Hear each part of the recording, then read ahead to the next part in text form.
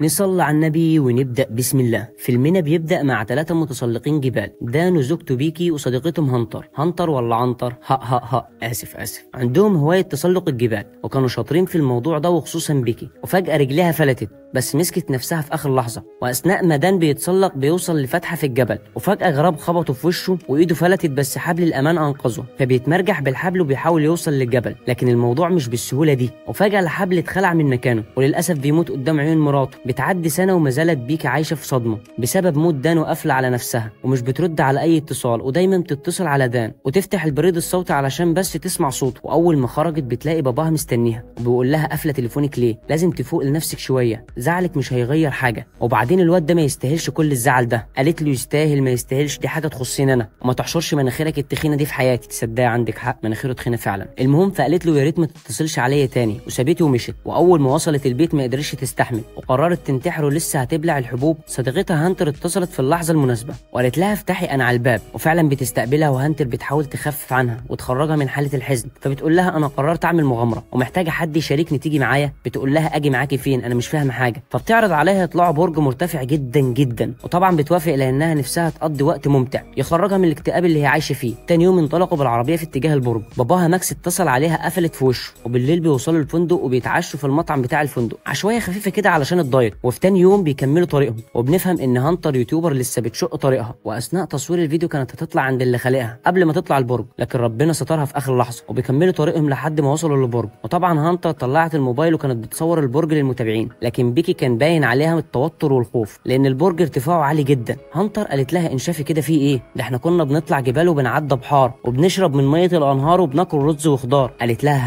لها هي دي بيكي العنيده اللي مش فاهمه اي حاجه في اي حاجه، يلا بينا. وبيلاحظوا ان الحديد دايب بسبب الصدى، لكنهم مش بيهتموا. هانتر طلعت الاول علشان تجمد قلبها وتطلع هي كمان. والبرج من بعيد شكله عالي جدا ويخوف، بس الخنازير ما بيخافوش. واثناء التسلق درجه من السلم اتكسرت، لكن بيكي ما اهتمتش وفضلت مكمله. وبعد نص ساعه وصلوا للاسلاك اللي رابطه البرج، وده معناه انهم وصلوا لنص المسافه. فبيقفوا شويه ياخدوا نفسهم ويشربوا ميه ويرطبوا شويه على معدتهم، وبعدين بيكملوا تسلق وبيشجعوا بعض. وبنلاقي انهم كل ما بيطلعوا كل ما البرج بيكون متاكل اكتر، بس كانوا حاسين بالامان بسبب القفص اللي حواليهم. وبيفضلوا يطلعوا لحد ما وصلوا لنهايه القفص، وطلعوا على منصه خارجيه وفهموا ان فاضل مسافه صغيره ويوصلوا للنهايه. بس المشكله ان المسافه الباقيه ما فيهاش قفص الامان، وكالعاده هانتر طلعت الاول وشجعت بيكي تطلع بدون خوف. وبعد شويه بيوصلوا لطبق دش خاص بالاستقبال، وكده بيكون فاضل 50 متر على النهايه. وفعلا المجانين وصلوا للنهايه، وكانت من اجمل لحظات حياتهم. وبعدين هانتر استخدمت الطياره علشان تصور للمتابعين وتوثق اللحظه العالميه دي. وبعد ما قضوا ساعتين جمال حبوا ينزلوا قبل ما الليل يليل. بيكي بدات في النزول وفجاه السلم اتكسر بيها. انا بقول وشك نحس دايما. المهم كانت هتموت، لكن الحبل انقذها في اخر لحظه. وهانتر ربطت الحبل في البرج وبدات تسحبها وقدرت تنقذها، وبتفضل تعيط. وهانتر تهديها وقالت لها انشفي كده، ده احنا كنا. وكانت لسه هتكمل بيتين الشعر اللي قالتهم تحت، لكن بيكي قالت لها لو جبت سيره الموضوع ده تاني هضربك بقفا ايدي زي الخدامين. المهم بعدها طلعت التليفون وحاولت تتصل بالشرطه، لكن مفيش شبكه نهائي، وفهموا انهم بالشكل ده هيموتوا مكانهم. بعدها شافوا صندوق، ولما فتحوه بيلاقوا مسدس استغاثه بس بيكون في طلقه واحده. قالت لها افردي وش امك ده علشان هي محاوله واحده ان حد ينقذنا من هنا. وبتكون شنطه الميه واقعه تحت على طبق الدش وصعب الوصول ليها. هانتر قالت لها على فكره في شبكه تحت على الارض. قبل ما نطلع البرج جالي اشعار على التليفون، فبتحاول تشغل دماغها وبتكتب منشور استغاثه على انستجرام، وبتحط الموبايل في الجزمه علشان ترميه لتحت، وبالتالي النت هيشتغل والبوست هيتم تحميله. وبيفضلوا قاعدين ساكتين، لو البوست اتنشر الشرطه هتيجي تنقذهم، ولو الموبايل اتكسر اديهم قاعدين بيسلوا وقتهم. بعد شويه شافوا شخص واقف تحت ومعاه الكلب بتاعه، وبداوا يصرخوا باعلى صوت ويندهوا عليه، لكن ما سمعش صوتهم لان المسافه بعيده والمكالمه كانت واخداه. والكلب وصل للتليفون بتاعهم وبيكون اتكسر فعلا، بس صاحبنا ده معاه مكالمه مهمه شكلها مع المز ولا ايه، وبيكون مش مهتم بالكلب اصلا. فبيحدفوا كمان جزمه عليه، لكنه على الله حكايته خالص. وبيكون جايب شحنه هو وواحد صاحبه علشان يخيم في المكان ده. فبيتفقوا انهم يضربوا مسدس الاستغاثه بالليل علشان يشوفوا الضوء ويجوا ينقذوهم. وفعلا بتعدي ساعات وبيدخل الليل، وبيكي كانت بتتفرج على ذكرياتها مع جوزها دان، لكن هانتر بتقاطعها وبتطلب منها تضرب الطلقه. وفعلا خدت نفس وضربتها، والحمد لله شافوا الطلقه واتجهزوا ناحيتهم، بس بيلاقوا عربيه هانتر وبتعجبهم